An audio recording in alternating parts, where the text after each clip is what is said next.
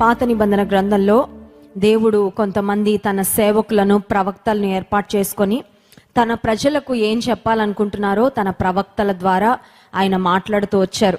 So పాత నిబంధన గ్రంథంలో ప్రవక్తల గ్రంథాలు మనకు కనపడతాయి, లేదా ప్రవచన గ్రంథాలు అని కూడా మనం వాటిని పిలవచ్చు. సో ప్రవక్తల గ్రంథాలు, దేవుడు తన ప్రవక్తల ద్వారా సెలవిచ్చిన మాటలు వ్రాయించిన గ్రంథాలలో యోవేలు గ్రంథము కూడా ఒక ప్రాముఖ్యమైన గ్రంథము. యోవేలు గ్రంథము మొదటి అధ్యాయములో నుండి కొన్ని ప్రాముఖ్యమైన అంశాలు ఈరోజు మనం ధ్యానం చేసుకోబోతున్నాం. బుక్ ఆఫ్ జోయల్ చాప్టర్ 1, యోవేలు గ్రంథము మొదటి అధ్యాయము 4-5 వచనాలు చదువుకుందాం. యోవేలు గ్రంథము మొదటి అధ్యాయము 4-5 వచనాలు. గొంగలి పురుగులు విడిచిన దానిని మిడతలు తినివేసి ఉన్నవి, మిడతలు విడిచిన దానిని పసర పురుగులు తినివేసి ఉన్నవి, పసర పురుగులు విడిచిన దానిని చీడ పురుగులు తినివేసి ఉన్నవి. 5వ వచనం, మత్తులారా మేల్కొని కన్నీరు విడువుడి, ద్రాక్షరస పానము చేయువారలారా రోదనము చేయుడి, క్రొత్త ద్రాక్షరసము మీ నోటికి రాకుండా నాశనము ఆయన. 6వ వచనం, లెక్కలేని బలమైన జనాంగము నా దేశము మీదకి వచ్చి ఉన్నది, వాటి పళ్ళు సింహపు కోరల వంటివి, వాటి కాటు ఆడు సింహపు కాటు వంటిది, అవి నా ద్రాక్ష చెట్లను పాడు చేసి ఉన్నవి, నా అంజూరపు చెట్లను తుత్తునీలుగా కొరికి ఉన్నవి, బెరడు ఒలిచి వాటిని పారవేయగా చెట్ల కొమ్మలు తెలుపాయను, పెనిమిటి పోయిన యవ్వనురాలు గోనెపట్ట కట్టుకొని అంగలార్చినట్లు నీవు అంగలార్చుము. యోవేలు గ్రంథం మొదటి అధ్యాయంలో వ్రాయబడిన ఈ వాక్య భాగాలు చాలా డిస్కరేజింగ్గా, చాలా నిరుత్సాహకరంగా, నిరాశకరంగా, బాధలో నష్టములో ఉన్న దేవుని ప్రజలను గురించి వ్రాయబడిన మాటలు. చూడండి, గొంగలి పురుగులు అంటే మనకు తెలుసు కదా, క్యాటర్పిల్లర్స్.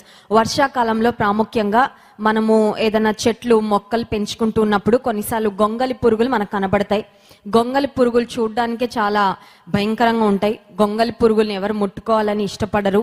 గొంగలి పురుగులు పొరపాటున మన దేహం మీద పడాయంటే చాలా దురద వస్తుంది, చాలా ఇబ్బందిగా ఉంటుంది. గొంగలి పురుగులు ఏదైనా ఒక చెట్టు మీద ఎక్కాయి అంటే మాత్రం ఆ చెట్టు మీద ఉన్న ఆకులు, ఆ చెట్టు మీద ఉన్న ఫలాలు, ఆ చెట్టుకున్న సారం అంతటిని ఈ గొంగలి పురుగులు తినివేస్తాయి. ఇక్కడ దేవుడు సెలవిస్తున్న మాట ఏంటంటే, దేవుని ప్రజల యొక్క పరిస్థితి ఎలా ఉందంటే, గొంగలి పురుగులు, మిడతలు, పసరు పురుగులు ఇవన్నీ కూడా దేవుని ప్రజల యొక్క పంట, వారు తినవలసిన ఆహారము, వారి కష్టార్జితాన్ని ఈ భయంకరమైన క్రిమికీటకాలు లేకపోతే ఈ భయంకరమైన పురుగులు నాశనం చేస్తున్నట్లుగా మనం గమనిస్తున్నాం. సర్లే పోని గొంగలి పురుగులు వచ్చాయి, వాటిని ఏదో ఒక రకంగా పెస్టిసైడ్స్, ఇన్సెక్టిసైడ్స్ వేసి వాటిని దూరం చేద్దాం అనుకుంటే, గొంగలి పురుగులు తినివేసి ఏమైనా మిగిల్చుంటే వాటిని మిడతలు తినేస్తున్నాయంట. మిడతలను విడిచిపెట్టినవేమో పసరు పురుగులు తినివేస్తున్నాయంట. అంటే ఒక మాటలో చెప్పాలంటే దెర్ ఇస్ లాస్ ఎవ్రీవేర్. ఎటు చూసినా నష్టమే. మొక్కలు నాటిన లేకపోతే పంటను వేసిన గింజలు నాటిన ఏ రైతైనా సరే మంచి దిగుబడి రావాలి, చక్కగా నా పొలం అంతా పచ్చగా ఉండాలి, చాలా దిగుబడి రావాలి, మంచి లాభాలు రావాలి, ఎంత ఇన్వెస్ట్ చేసామో దానికి చాలా రెట్లు ఎక్కువగా ప్రతిఫలం రావాలి అనే ఎక్స్పెక్టేషన్తోనే పంటలు వేస్తూ ఉంటారు రైతులు. కానీ దేవుని ప్రజలు నాటిన పంటలు లేకపోతే వారు వేసిన మొక్కలు అవన్నీ కూడా నష్టాలలో ఉన్నట్లుగా మనం గమనిస్తున్నాం. ఇంకా కొన్ని మాటలు మనం చూస్తున్నాం. అదేంటంటే, అవి నా ద్రాక్ష చెట్లను పాడు చేసి ఉన్నవి. ఎక్కడ చూసినా నష్టము. రెండవది, ఎక్కడ చూసినా పాడైపోయిన పరిస్థితి. మూడవది 10వ వచనంలో చూడండి, పొలము పాడైపోయెను, భూమి అంగలార్చుచున్నది, ధాన్యము నశించెను. ఎక్కడ చూసినా నాశనము. 11వ వచనం, భూమి మీద పైరు చెడిపోయెను. నాకు 4 కీవర్డ్స్ ఇక్కడ కనబడినాయండి మొదటి అధ్యాయంలో.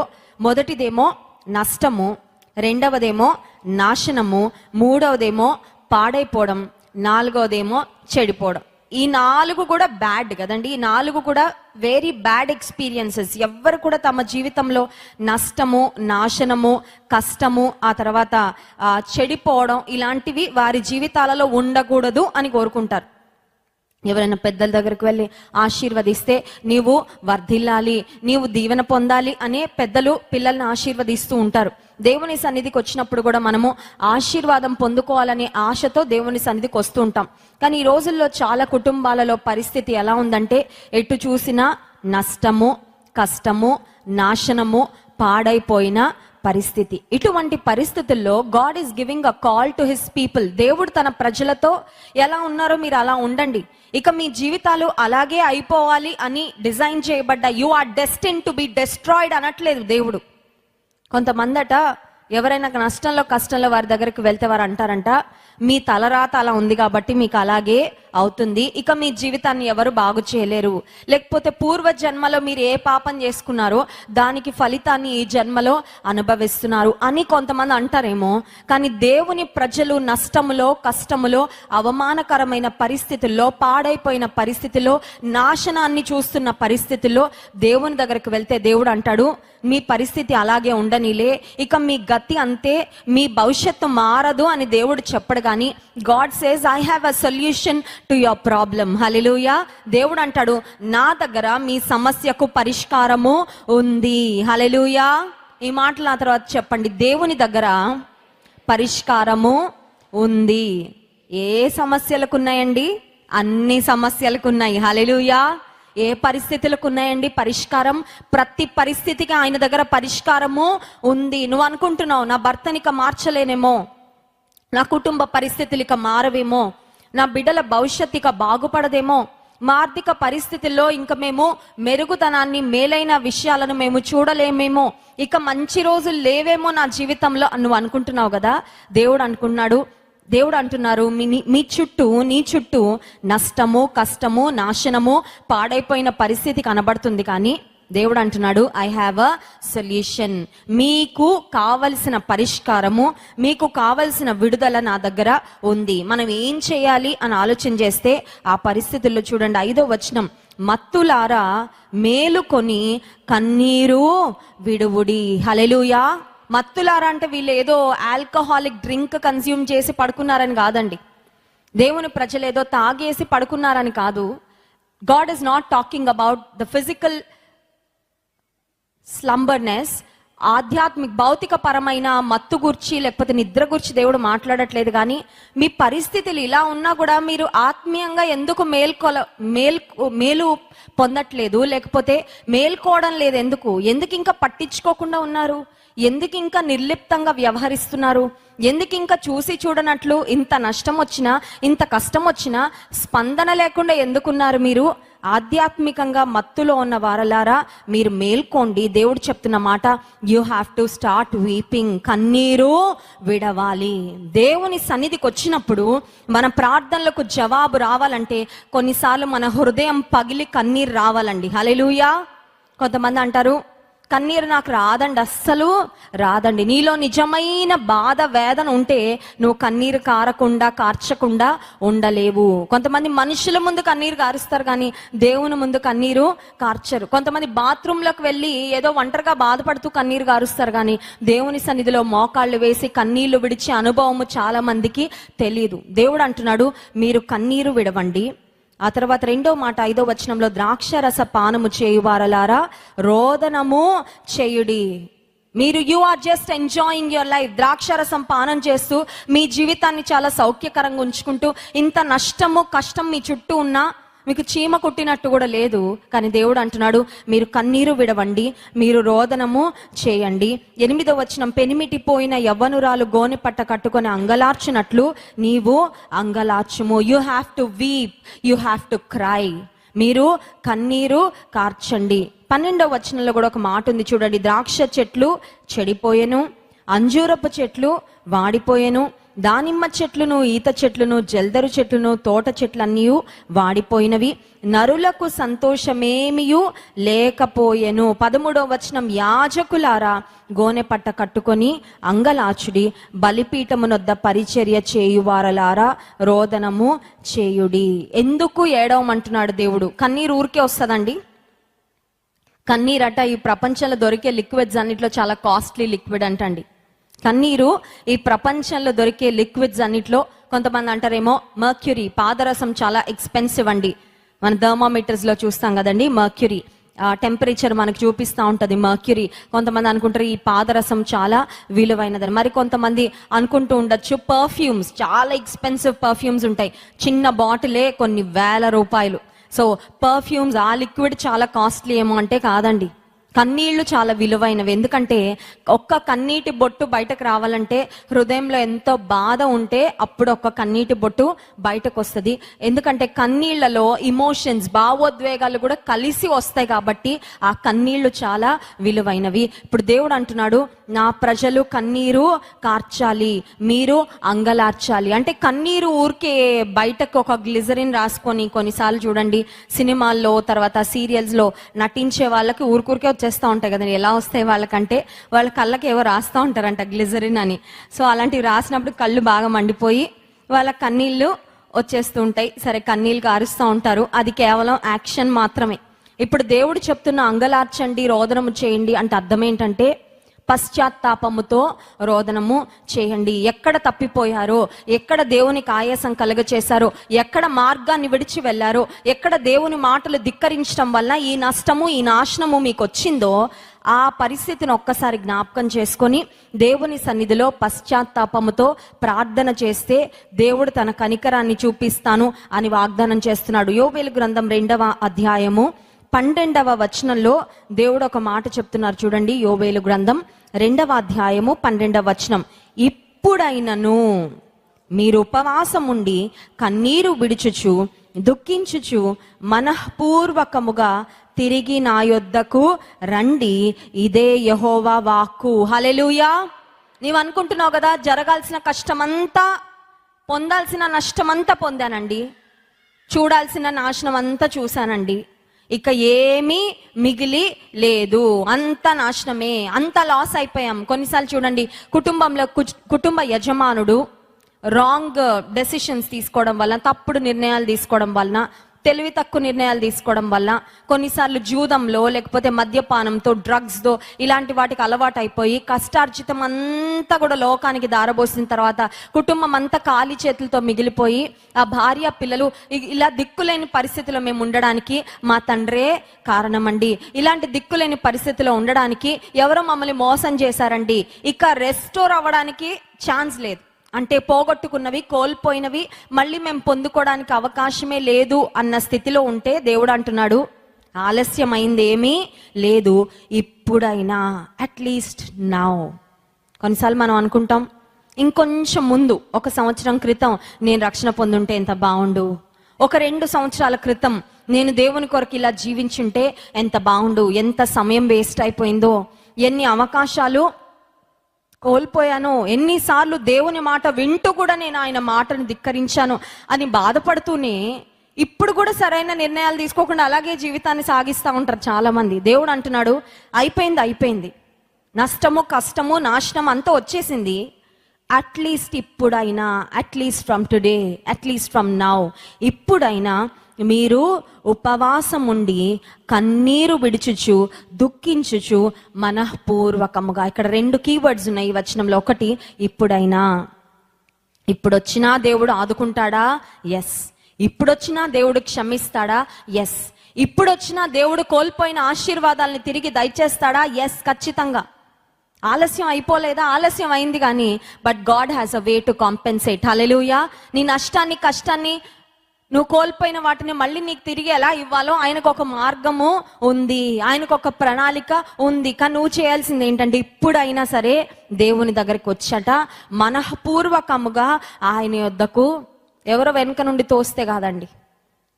కొన్నిసార్లు కొంతమంది మందిరానికి ఎందుకు వస్తారంటే ఎవరో బలవంతం మీద వస్తారు, లేకపోతే చేయకపోతే ఏమైపోద్దో, ప్రార్థన చేసుకోకపోతే ఏమైపోద్దో, బైబిల్ చదువుకోకపోతే ఏమైపోద్దో, బయటికి వెళ్తే ఏమైనా యాక్సిడెంట్ అవుతుందేమో, లేకపోతే చదువులో ఫెయిల్ అయిపోతానేమో, లేకపోతే ఉద్యోగంలో ఏదో ఇబ్బంది వస్తుందేమో. అట్లా కాదండి, దేవుడు ఆయన యొద్దకు మనం రావాలని కోరుకుంటుంది, మనఃపూర్వకంగా రావాలంట. హల్లెలూయా. అంటే మనకి ఎవరు జ్ఞాపకం చేయక్కర్లేదన్నమాట, మనల్ని ఎవరు బలవంత పెట్టక్కర్లేదన్నమాట.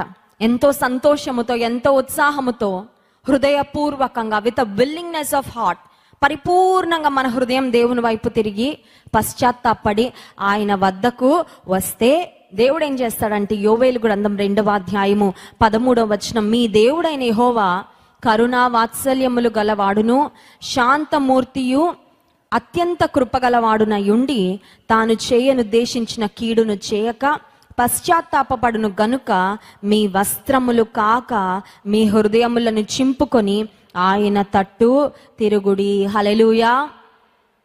పాత నిబంధన కాలంలో దేవుని ప్రజలు దేవునికి విరోధంగా పాపం చేసి దేవుడు వారిని శత్రువులకు అప్పగించినప్పుడు, శ్రమలకు దేవుడు అప్పగించినప్పుడు బూడిదలో కూర్చొని గోనె పట్టు కట్టుకొని వస్త్రాలను చింపుకొని దేవునికి చూపించేవారు అనమాట. దేవా, మేము నిజంగా పశ్చాత్తాపడుతున్నాము అన్నదానికి సూచనగా గోనె పట్ట వేసుకోవడం, వారు వేసుకున్న మంచి వస్త్రాలు చింపేసుకోవడం, ఆ తర్వాత బూడిద తల మీద వేసుకొని లేకపోతే బూడిదలో కూర్చొని, దేవా మా పరిస్థితి ఇలా అయిపోయింది, దిక్కులేని స్థితిలో మేము ఉన్నాము కానీ పశ్చాత్తాపడుతున్నామని దేవునికి చూపించేవారు ఒక ప్రత్యక్షంగా కొన్ని కార్యాలు చేయడం ద్వారా.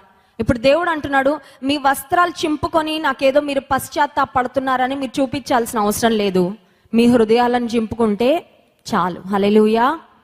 దేవుని ఎడల మన భక్తి, మన విశ్వాసం ఎలా ఉందో అది పబ్లిక్గా మనం డిస్ప్లే చేసేదానికంటే ముందు దేవుని ఎదుట మనము కనపరచాలండి. చాలాసార్లు మనుషుల ముందు మన భక్తిని చూపించుకోవడానికి ఎంత ప్రయాసపడతామో, కానీ దేవుని ఎదుట ఆ భక్తి యథార్థమైనదిగా ఉందా లేదా అని చాలాసార్లు ఆలోచించమండి. మనుషుల ఎదుట భక్తిగా ఉన్నట్టు, మనుషుల ఎదుట మంచిగా ఉన్నట్టు కొన్ని మాటలు, even though we don't mean them, మనకి హృదయంలో హృదయపూర్వకం కొన్ని మాటలు రావు, కానీ మనుషుల ముందు నాకు చాలా సంతోషంగా ఉందండి, లేకపోతే నేను మీ గురించి ఇలా ఆలోచించేశానండి, మీ గురించి ఇలా ప్రార్థన చేసేసానండి, కొంతమంది చెప్తా ఉంటారండి. ఎందుకంటే మనుషులని మభ్యపెట్టడానికి, నమ్మించడానికి. వాళ్ళు ఆలోచించి ఉండరు, ప్రార్థన చేసి ఉండరు, ఏం చేసి ఉండరు, కానీ మనుషుల ముందు మాత్రం మనుషుల మెప్పు కొరకు మీ గురించి ఎంత ఆలోచిస్తున్నామో అండి, మీ కొరకు ఎంత ప్రయాసపడుతున్నామో అండి, మీ కొరకేనండి ఇది చేసింది. కొన్నిసార్లు అలా చెప్తా ఉంటాం మనుషుల ఎదుట, మనుషుల మెప్పు సంపాదించుకోవాలని. ఇప్పుడు దేవుడు అంటున్నాడు, మీ వస్త్రాలను చింపుకొని ఏదో మనుషులకు కనబడేటట్టు మీరు పశ్చాత్తాపడుతున్నారని కాదు, మీ హృదయాలను చింపుకోండి. మీ హృదయాలను చింపుకోవడం అంటే అర్థం ఏంటో తెలుసా? మన స్థితి ఏంటో మనం గుర్తించడం. మన ఒక్కొక్కరికి తెలుసు, మన దౌర్భాగ్యత ఏంటో మనకే బాగా తెలుసు, అందరికంటే కదండి. మన బలహీనతలు ఏంటో మనకే బాగా, మన మైనస్ పాయింట్లు ఏంటో మనకే తెలుసు బాగా. మనం దేవునికి ఎప్పుడు ఆయాసాన్ని కలగజేసాం మనకే బాగా తెలుసు అండి, మనకి ఎవరు చెప్పక్కర్లేదు. ఒకవేళ బయట వ్యక్తుల దగ్గరికి వెళ్తే వాళ్ళు అంటారేమో, నా జీవితంలో నేను చూసిన భక్తి పర్రాలు మీరేనండి అంటారేమో. ఆ సర్టిఫికేట్ మనకు ఒకవేళ మనుషుల దగ్గర రావచ్చు, కానీ మనకు తెలుసు, we know where we have fallen. పోయిన వారంలో లేకపోతే గడిచిన దినము, నిన్నటి దినం మనం ఏం తప్పులు చేసామో కూడా మనకి బాగా తెలుసు. దేవుడు అంటున్నాడు, మీ వస్త్రాలను చింపుకోవాలని నేను ఎక్స్పెక్ట్ చేయట్లా, మీ హృదయాలను మాత్రం చింపుకొని నా తట్టు తిరగండి. 15వ వచనం, సియోనులో బాకా ఊదుడి, ఉపవాస దినము ప్రతిష్ఠించుడి. When was the last time you fasted and prayed? ఉపవాసము చేసి ఎన్ని రోజులైంది? ఉపవాసం ఎప్పుడైనా చేశారా? ఉపవాసం అంటే ఏంటండి? కొంచెం సుఖాన్ని పక్కన పెట్టడం, అవునా కదా? ఈ పేగులు గట్టిగా కేకలేస్తూ ఉంటాయి ఉపవాసం ఉన్నప్పుడు. ఉపవాసం ఉన్నప్పుడు మంచి స్మెల్స్ వస్తూ ఉంటాయి కిచెన్లో నుంచి కదండి. పక్క వాళ్ళ కిచెన్లో స్మెల్స్ కూడా వచ్చేస్తూ ఉంటాయి మనకు ఉపవాసం ఉన్నప్పుడు. ఎందుకంటే ఆ ముక్క అంత బాగా పనిచేస్తూ ఉంటుంది. అబ్బా, చికెన్ బిర్యానీ ఒక్క నిమిషంలో ఆర్డర్ చేసుకొని ఉపవాసం బ్రేక్ చేసేయాలనిపిస్తుంది, అవునా కదా? నోరు ఊరిపోతా ఉంటుంది. కొంతమందికి ఉపవాస ప్రార్థనలో మోకాలు వేయగానే కళ్ళ ముందుకి వాళ్ళకి ఇష్టమైనవన్నీ అపవాది, చికెన్ బిర్యానీ, గులాబ్ జామున్, మటన్ బిర్యానీ ఇవన్నీ వచ్చేస్తూ ఉంటాయి. అబ్బా అబ్బా అబ్బా, ఇక జీవితంలో ఎప్పుడు తినలేదన్నట్టు, ఇక జీవితంలో తినే అవకాశం మళ్ళీ రాదన్నట్టు ఈ శరీరం అంటా ఉంటుంది, తిని ఏం పర్వాలేదు. ఉపవాసం అంటే అర్థం ఏంటో తెలుసా? నీ సుఖానుభవాన్ని, ఉపవాసం ద్వారా విశ్వాసులకు జరిగే ఒక కార్యం ఏంటంటే, it is one way of surrendering your body and your flesh. ఈ శరీరాన్ని నలగొట్టుకోవడానికి ఒక మంచి విధానం అండి. హల్లెలూయా. ఈ శరీరాన్ని నలగొట్టకపోతే ఈ శరీరం కొన్నిసార్లు దేవుని మాటకు కూడా మనకి విధేయత చూపడానికి సహకరించదు.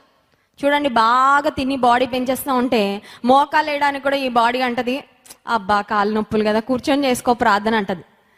కొన్ని రోజులు అయ్యాక కూర్చొని చేసుకున్న ప్రార్థన కొంతమందికి ఎలా అయిపోద్ది తెలుసా? పడుకొని చేసుకుంటారు. వీళ్ళు ఇంకొక వేరే లెవెల్ అండి. అర్థమవుతుందండి? సుఖానుభవం ఎక్కువ అయిపోయి యేసుక్రీస్తు ప్రభువు మోకాళ్ళలోని ప్రార్థన చేశాడు. ఆయన దేవాతి దేవుడు అయిండి మానవ రూపిగా ఈ లోకానికి వచ్చినప్పుడు ఆయన మోకాళ్ళలోని ప్రార్థన చేసి మన కొరకు మాదిరించితే, చాలా మంది ఈ రోజుల్లో ఎలా తయారైపోతున్నారంటే కూర్చొని సోఫాలో కాళ్ళు జాపుకొని, కదండి, సోఫాలో కూర్చొని కాళ్ళు టీపాయ్ మీద పెట్టుకొని ప్రార్థన. అది ప్రార్థనేనా? లేకపోతే మంచిగా డబుల్ కాట్ మంచం మీద పడుకొని ఏసీ వేసుకొని ఒక మంచి దుప్పటి కప్పుకొని ప్రభువా అని ప్రార్థన. అది దేవుని ఎడల వినయంతో చేసే ప్రార్థన కాదు, కానీ లెక్క లేకుండా చేసే. వాళ్ళు హాస్పిటల్లో ఐసీయూ బెడ్లో ఉండి ఒక ఆక్సిజన్ పెట్టుకొని పడుకొని నువ్వు చేస్తే ప్రార్థన పర్వాలేదు, ఎందుకంటే నీ పరిస్థితి నువ్వు లేచే పరిస్థితి కాదు కాబట్టి. కానీ మోకాళ్ళలోని ప్రార్థన చేయలేకపోతున్నామంటే ఈ శరీరానికి మన సుఖానికి మనం ఎక్కువ విలువిస్తున్నాం అన్నమాట దేవుని కంటే. దేవుడు అంటున్నాడు ఉపవాస దినము ప్రతిష్ఠించండి. ఒక రోజు పెట్టుకొని జీవితంలో ఉపవాసము ఉండడానికి. లేకపోతే దేవుడు నీకు ప్రేరేపణిస్తే కొన్ని రోజులుండు ఉపవాసం. నీ జీవితము కొరకు, నీ భవిష్యత్తు కొరకు, ఆత్మీయంగా నువ్వు స్థిరపడుట కొరకు, నీ కుటుంబం కొరకు, దేవుని సన్నిధిలో అంగలార్చడానికి, దేవుని వైపుకు తిరగడానికి. ఉపవాస ప్రార్థన వల్ల వచ్చే ఇంకొక బెనిఫిట్ ఏంటంటే, నువ్వు భోజనం కొరకు వెచ్చించే సమయం వేస్ట్ అవ్వదు. ఆ సమయాన్ని కూడా నువ్వు ప్రార్థన కొరకు వెచ్చించవచ్చు. హల్లెలూయా. కొంతమంది స్లో ఈటర్స్ ఉంటారు కదండి, అరగంట తింటారు. కూర్చుంటే ఆ కొత్తిమీర కరివేపాకు అన్ని పక్కన పెట్టడానికి 5 నిమిషాలు, ఆ తర్వాత ఆ టీవీ ఆన్ చేసుకొని వాళ్ళకి ఇష్టమైన ఛానల్ ట్యూన్ చేసుకోవడానికి ఇంకొక 5 నిమిషాలు, ఇక ప్లేట్ పట్టుకొని మెతుకు తింటా ఉంటే అరగంట అయిపోద్ది. ఇప్పుడు ఉపవాస ప్రార్థన ద్వారా, ఉపవాసం ఉన్నప్పుడు you don't have to think about eating. Plate కడగక్కర్లేదు, ప్లేట్లో పెట్టక్కర్లేదు, ప్లేట్లో అన్ని ఖాళీ చేయక్కర్లేదు కదండి, ఇవంతా ఉండదు. ఆ సమయాన్ని కూడా నీవు దేవునితో సహవాసము కొరకు గడపవచ్చు. హల్లెలూయా. సో ఉపవాస దినము ప్రతిష్ఠించుడి. అలా గనక దేవుని సన్నిధిలో మొదటిది పశ్చాత్తాపపడి, రెండవది మనఃపూర్వకంగా ఆయన యొద్దకు వచ్చి, మూడవది కన్నీళ్లు విడిచి, నాలుగవది ఉపవాస దినమును ప్రతిష్ఠించి ఆయన వైపు తిరిగితే దేవుడు ఏం చేస్తాడంటే, చూడండి దేవుడు ఇస్తున్న శ్రేష్టమైన వాగ్దానము. యోవేలు గ్రంథం 2వ అధ్యాయము 25వ వచనం. మీరు కడుపార తిని తృప్తి పొంది మీ కొరకు వింత కార్యములను జరిగించిన మీ దేవుడైన యెహోవా నామమును స్తుతించినట్లు నేను పంపిన మిడతలను, గొంగల పురుగులను, పసరు పురుగులను, చీడ పురుగులను అను నా మహా సైన్యము తినివేసిన సంవత్సరముల పంటను మీకు మరలా ఇత్తును. హల్లెలూయా. పోయిన పంట మళ్ళీ వస్తుందా? కోల్పోయిన ఆశీర్వాదాలు మళ్ళీ వస్తాయా? చాలా నష్టం పొందుకున్నానండి, అసలు ఆ నష్టం పూరించబడుతుందా? Is it possible? చాలా లోతుకు దిగిపోయామండి మేము, కానీ పైకి లేవనెత్తబడగలమా? అందరూ మమ్మల్ని చాలా నీచంగా చూస్తున్నారండి, మళ్ళీ సమాజంలో ఒక విలువ మాకు వస్తుందా? We have lost everything, can we regain? మేము తిరిగి పొందుకోగలమా? అంటే నీవు ఉపవాసం ఉండి హృదయపూర్వకంగా దేవుని వైపు తిరిగి రోదనము చేసి అంగలారిస్తే దేవుడు అంటున్నాడు, ఒక సమయం మీకు ఇస్తాను, మీరు కడుపారా తిని తృప్తి పడే రోజు ఒకటి వస్తుంది. హల్లెలూయా. ఈ రోజుల్లో చాలా మందికి ఉన్న కష్టాలను బట్టి ఎంతో శ్రేష్టమైన ఆహార పదార్థాలు వండుకున్న వాటిని తినాలనిపించదండి. ఇంత కష్టం ఉంది, ఇంత బాధ ఉంది, ఏం తింటాం? కొంతమంది ప్లేట్ ముందు పెట్టుకొని ఆ ప్లేట్లోనే వాళ్ళ కన్నీళ్ళు గారుతూ ఉంటాయి, ఎందుకంటే పరిస్థితి బాలేదండి. ఇది తినాలని కూడా అనిపించట్లేదండి. ఈ భోజనం తింటున్నా కూడా ఏదో తృప్తి మాత్రం అనిపించట్లేదు. మనసు నిండా బాధ, మనసు నిండా దిగులు, వేదన, మాకున్న కష్టాలు, మాకున్న పరిస్థితులే జ్ఞాపకం వస్తున్నాయి. దేవుడు అంటున్నాడు, నీవు హృదయపూర్వకంగా నా వైపు తిరిగితే ఒక రోజు వస్తుంది, ఒక సమయము వస్తుంది, మీరు కడుపార తిని తృప్తి పొంది మీ కొరకు వింత కార్యములు జరిగించిన యెహోవాను స్తుతిస్తారంటండి. హల్లెలూయా. స్తుతించే దినం ఒకటి వస్తుంది. స్తుతించే దినము రావాలంటే కన్నీరు గార్చే దినం ఒకటి ఉండాలి. పంట కోసే దినం ఒకటి రావాలంటే విత్తనాలు విత్తే దినం ఉండాలి. అవునా కాదా? అందరికీ పంట కోయాలని ఉంటదా? ప్రతి ఒక్కరికి ఉంటది కదండి. మంచి పంట, మంచి ప్రతిఫలం, మంచి దీవెన. నువ్వు విత్తనాలు విత్తకుండా పంట ఎలా వస్తుంది? విత్తనం అంటే ఏంటి? విశ్వాసి నాటే విత్తనాలు ఏంటంటే ప్రార్థన, పశ్చాత్తాపము, ఉపవాసము, దేవుని సన్నిధిలో మనం వేసే విత్తనాలు. హల్లెలూయా. నువ్వు ఎంతగా విత్తుతావో అంతగా పంట చూస్తావు. కన్నీరు కారుస్తూ పిడికెలతో విత్తనములు చేత పట్టుకొని దుఃఖపడుతూ విత్తేవారు ఆనందగానముతో పంటకొస్తారని దేవుడు వాగ్దానం చేస్తున్నాడు. హల్లెలూయా. ఈరోజు ఎవ్వరికి కనపడకుండా నువ్వు రోదనం చేస్తున్నావేమో, నీ గదిలో ఒక్కదానివే కుమిలి ఏడుస్తున్నావేమో. నీ కష్టాలను బట్టి ఒక సమయం వస్తుంది, నీవు కోల్పోయినవన్నీ దేవుడు తిరిగి దయచేయబోతున్నాడు. హల్లెలూయా. నమ్మిన వారు ఒకసారి స్తోత్రం చెప్దామా? హల్లెలూయా. డాక్టర్స్ అంటున్నారేమో ఇంక ఈ ఆరోగ్య పరిస్థితి వచ్చింది కాబట్టి you cannot go back to your old condition. ఎంతకు ముందు ఎలా ఆరోగ్యంగా ఉన్నారో మళ్ళీ అలా అయితే రాదండి. లేకపోతే ఈ కాలు మళ్ళీ అలా రాదండి, ఈ చెయ్యి మళ్ళీ అలా రాదండి, మళ్ళీ ముందులాగే యాక్టివ్గా అయితే ఉండలేరండి. ఇంతవరకు అయితే మేము గ్యారంటీ చేయగలం, కానీ ఇంకంతకంటే వీ కాంట్ గ్యారంటీ రెస్టరేషన్. ఒకవేళ లోకస్తులు అలా చెప్తున్నారేమో, ఒకవేళ నీ మనసు అంటుందేమో కోల్పోయినదంతా మళ్ళీ తిరిగి వస్తుందా? దేవుడు అంటున్నాడు, మిడతలు, చీడ పురుగులు, పసర పురుగులు, గొంగలి పురుగులు తినివేసిన సంవత్సరముల పంట అంట. హల్లెలూయా.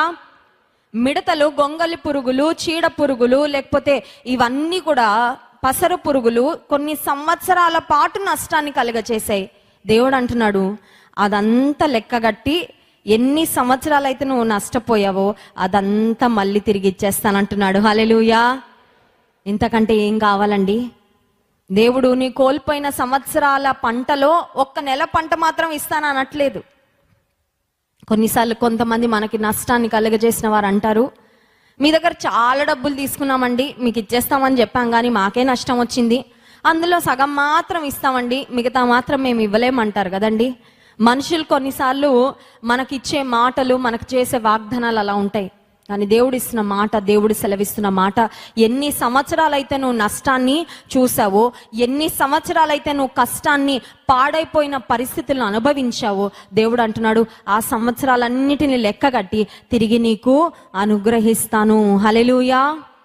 ఇంకొక శ్రేష్టమైన మాట యోవేలు గ్రంథము 2వ అధ్యాయంలోనే మనం గమనిస్తాం. చూడండి, యోవేలు గ్రంథం 2వ అధ్యాయము 21వ వచనం. యోవేలు గ్రంథము 2వ అధ్యాయము 21వ వచనం. దేశమా భయపడక సంతోషించి గంతులు వేయుము, యెహోవా గొప్ప కార్యములు చేసెను. హల్లెలూయా. ఈ మాటలు చెప్పండి విశ్వాసముతో. యెహోవా గొప్ప కార్యములు చేసెను. చేసెను అంటే చేసేసాడు అంతే.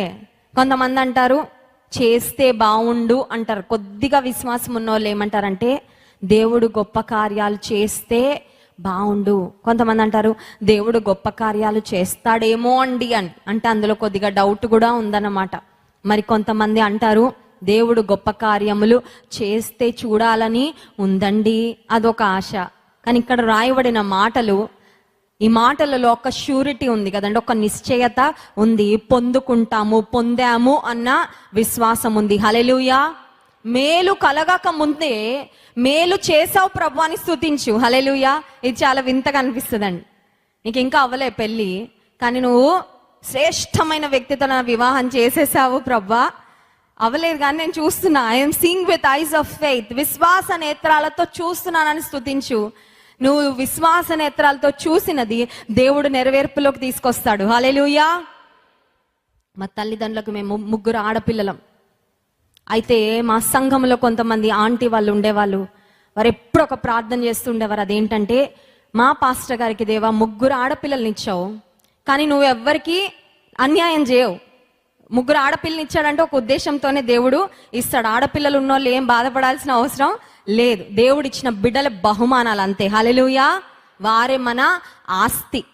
సో వారు ఒక ప్రార్థన చేస్తూ ఉండేవారు, ఏమనంటే మా పాస్టర్ గారికి 3 ఆడపిల్లల్ని ఇచ్చావు, కొడుకులు లేరు కాబట్టి కొడుకులు లాంటి అల్లుళ్ళ నీవు ప్రభు అని ప్రార్థన చేసేవాళ్ళు. హల్లెలూయా.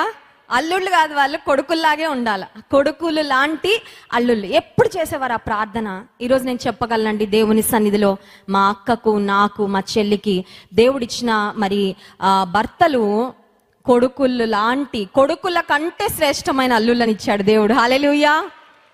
మా తల్లిదండ్రులకి కొడుకులు లేరనే బాధే లేదండి. ఎందుకంటే కొడుకుల కంటే అమితంగా ప్రేమించి, గౌరవించి, వారి బాగోగులను చూసుకొని సన్మానించే అల్లుళ్ళని దేవుడిచ్చారు. ఎందుకు ఈ మాట చెప్తున్నానంటే, కొన్నిసార్లు నీవు దేవునిలో కొనసాగుతున్నప్పుడు కొన్ని ఇబ్బందికరమైన పరిస్థితులు వచ్చినప్పుడు నీకు అనిపిస్తుంది, ప్రభా ఎందుకీ పరిస్థితి, ప్రభా ఎందుకీ కష్టము, ప్రభా ఎందుకీ ఇబ్బంది. దేవుడు అంటున్నాడు, నువ్వు కష్టము నష్టం ఒకవేళ పొందుకున్నావేమో, కానీ నువ్వు నా దగ్గరకు వస్తే నువ్వు ఏది కోల్పోయావో, ఏది నీకు లేదని బాధపడుతున్నావో దాన్ని రెట్టింపుగా నీకు అనుగ్రహిస్తాను అంటున్నాడు. హల్లెలూయా.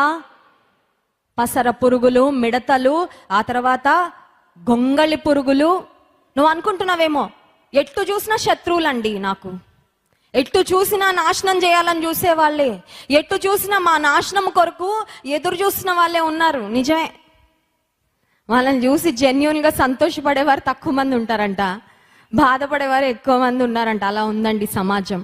నేను మందిరం గురించి చెప్పట్లేదు. మందిరంలో దేవుని బిడ్డల మనందరం ఒక ఆత్మీయ కుటుంబం కాబట్టి వి రిజాయిస్. ఎవరైనా దేవుడు ఆశీర్వదిస్తే మనం ఆనందిస్తాం, సంతోషిస్తాం.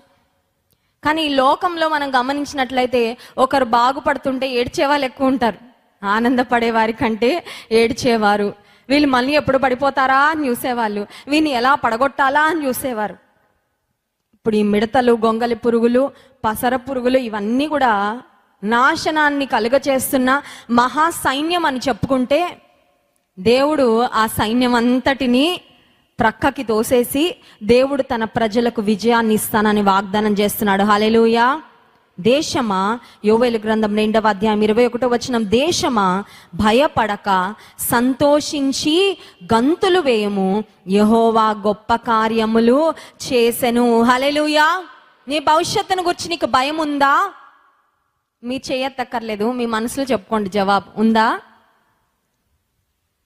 Were you scared about your future any time? ఎప్పుడైనా భయం వచ్చిందా? I know what it means. నాకు వచ్చిందండి కొన్నిసార్లు నా జీవితంలో, భవిష్యత్తు ఏమవుతుందో. కానీ ఈరోజు నేను చెప్పగలను, దేవుని మీద ఆధారపడుతుండగా నాకు ఇంత కూడా భయం లేదండి. Hallelujah. Because I know my life is in God's hands. నా జీవితం నా దేవుని చేతిలో, భయపడను. దేవుడు అంటున్నాడు, దేశమా అంటే ఇజ్రాయెల్ దేశంతోనో లేకపోతే ఐగుప్తు దేశంతోనో అమెరికా దేశంతోనో కాదు చెప్తుంది. దేశమా దగ్గర మన పేరు రాసుకోవాలి. అర్థమవుతుందండి? దేశమా దగ్గర మీ పేరు రాసుకొని చదవండి ఆ మాట. యోవేలు గ్రంథం 2వ అధ్యాయము 21వ వచనం చదవాలి. దేశమా భయపడక సంతోషించి గంతులు వేయుము, యెహోవా గొప్ప కార్యములు.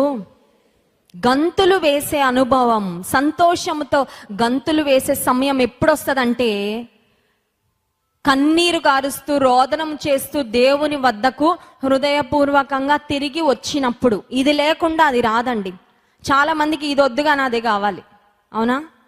ప్రార్థన చేసే అనుభవం వద్దు, విశ్వాసంలో ఎదిగే అనుభవం వద్దు, దేవుని కొరకు సమర్పణ పూర్వకంగా జీవించే అనుభవం వద్దు, విత్తనాలు విత్తడం వద్దు, కానీ పంట కోయడం మాత్రం కావాలి. They are only dreaming about reaping a great harvest. దేవుడు అంటాడు, నీకు పెద్ద పంట కావాలా? ముందు నువ్వు మోకాళ్ళు వేయి, ముందు హృదయపూర్వకంగా నా వైపు తిరుగు, ముందు పశ్చాత్తాపడు. నేను ఏం చేయలేదు తప్పు అన్నట్టు తిరగద్దు. నువ్వు నీ హృదయాన్ని చింపుకొని నా దగ్గరికి రా. దేవుడు ఎవరిని చూసి మెచ్చుతాడంటే, దేవుడు ఎవరిని చూసి ఆనందిస్తాడంటే, దేవుడు ఎవరికి తన కరుణా కటాక్షములను బహు శ్రేష్టమైన విధానంలో ఎవరి మీద కుమ్మరిస్తాడంటే, హృదయపూర్వకంగా ఆయన వైపుకు తిరిగి పశ్చాత్తాపపడే వారికండి. ఈ రోజుల్లో మనుషులకి కవరప్ ఎక్కువైపోయింది కదండి. కవరప్ అంటే చేసేయడము, అదంతా సర్దేయడం కదా, చేసినా చేయనట్టు. ఒకసారి అంటే ఒక పిల్లోడు వాళ్ళ మమ్మీ చెప్పిందంట, బజార్కి వెళ్ళొస్తాను నాన్న, నువ్వు ఇంట్లో ఉండి చక్కగా హోంవర్క్ చేసుకో, నాన్న లేడు కాబట్టి తాళం వేసేసి వెళ్తాను బయట, నువ్వు చక్కగా హోంవర్క్ చేసుకొని మంచిగా ఉండు. ఆ షెల్ఫ్లో పైన నేను లడ్డూలు పెట్టాను ఒక డబ్బాలో, అవి మాత్రం ముట్టుకోవద్దని చెప్పిందంట. వీడు అనుకున్నాడు, అమ్మ అడ్రస్ కూడా చెప్పేసింది, నాకు అవి తీసుకోవడం చాలా ఈజీ అనుకున్నాడు. సరే అమ్మ వెళ్ళిపోగానే హడావిడిగా ఒక చైర్ లాక్కున్నాడు. వాడికి అందదు ఆ షెల్ఫ్, ఎందుకంటే చాలా ఎత్తుగా ఉంది, వీడు ఇంతే ఉంటాడు. సరే చైర్ లాక్కున్నాడు, షెల్ఫ్ దగ్గరికి వెళ్ళాడు, ఆ లడ్డు తినేశాడు. ఆ లడ్డు తినక ముందు ఆ ప్రక్కన యేసుక్రీస్తు ప్రభు ఫోటో ఒకటి ఉండేదంట వాళ్ళ ఇంట్లో, దానికి ఒక క్లాత్ వేసేసాడంట. క్లాత్ వేసాడు, కుర్చీ వేసేసాడు, ఎక్కేశాడు. లడ్డు తినేసి మూతి నీట్గా తుడిచేసుకున్నాడు.